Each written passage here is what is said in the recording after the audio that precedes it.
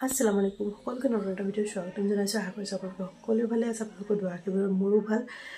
এতিয়া ৰাতিপুৱা পুৰা মই মোৰ ভিডিঅটো ষ্টাৰ্ট কৰা নাই বাৰু আজি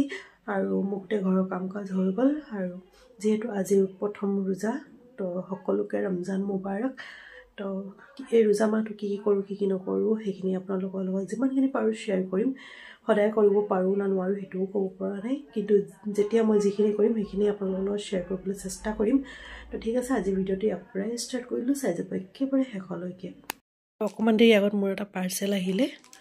তো ইয়া হৈছে পাৰ্সেলটো ৰব আনপেক কৰো কি আছে মই নিজেও ক'ব পৰা নাই কি আছে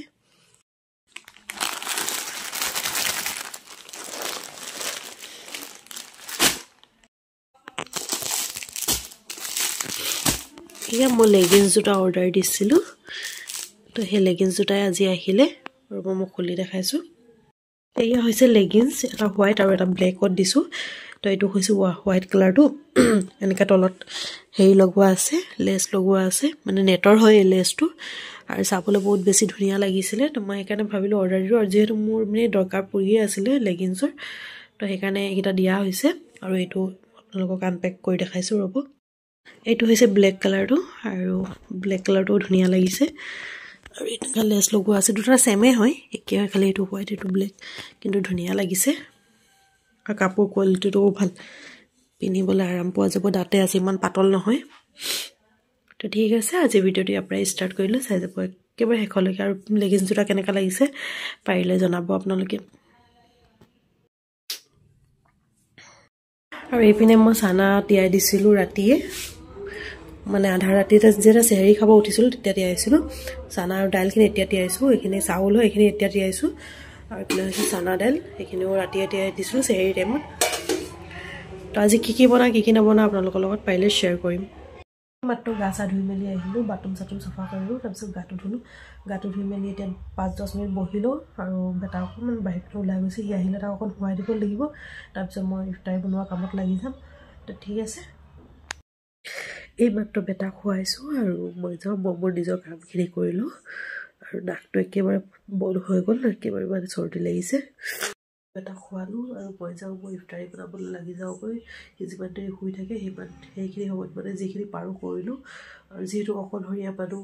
আৰু কাম বহুত বেছি আৰু হঠাতে মোৰ একদম চৰ্দি লাগি নাকটো একদম বন্ধ হৈ থাকিলে আৰু কথা পাতোতে গম পাইছে তো দিগদাৰি পাইছো কথা পাতিবলৈ তো ঠিক আছে মই মোৰ কামত লাগি যাওগৈ সানা বইল হ'বলৈ পাতি দিলো আৰু ইপিনে দাইল ধুই আনিলো ইপিনে আদা নহৰু পিচিবলৈ লাগে সেইখিনি কৰিলো আৰু অকলহৰীয়া মানুহ যেহেতু কাম বহুত বেছি তো বেটাও মোৰ দাইল পিছা হৈ গ'ল আৰু ইপিনে পিয়াজ হালদি নিমখ দি কিনে মই এইখিনি সানিও ললো ইপিনে কেৰাহীত তেল গৰম হৈ আছে পকৰি ভাজিবলৈ ইপিনে সানা বনাবলৈ কেৰাহীখন পাতি দিলো ইপিনে সানা বইল কৰা হৈ গ'ল আৰু ইপিনে হৈছে চাউলখিনি অথনি দেখালো এইখিনি পিয়াজ কাটি ললো মোৰ সানা হৈ আছে বনোৱা আৰু ইপিনে পকৰিও হৈ আছে লগতে এয়া আটা লৈ ললো ৰুটি বনাবলৈ আৰু ইপিনে ক্ষীৰ পাতি দিছো আৰু ইয়াত ৰাতিৰ তৰকাৰী বনাই দিছো যেহেতু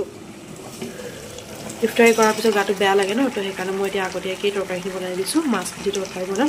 ফুলকবি আলু মটৰ বিলাহী মিলাই বনাইছো পকৰি ভাজা হৈ গ'ল তাৰপিনে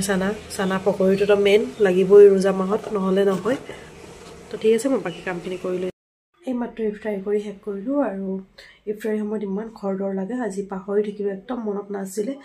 ইফতাৰি কৰি থাকোঁতে মই তেতিয়া মনত পৰিলে আৰু বেটা বহুত বেছি সময়ত আমনি কৰি আছিলে তো সেইকাৰণে আৰু ভিডিঅ'টো কৰা নহ'ল তো যিকিয়ে নহওক এতিয়া মানে মূৰ বিষাইছে মানে মূৰৰ বিষ মানে থাকিব পৰা নাই কিয়া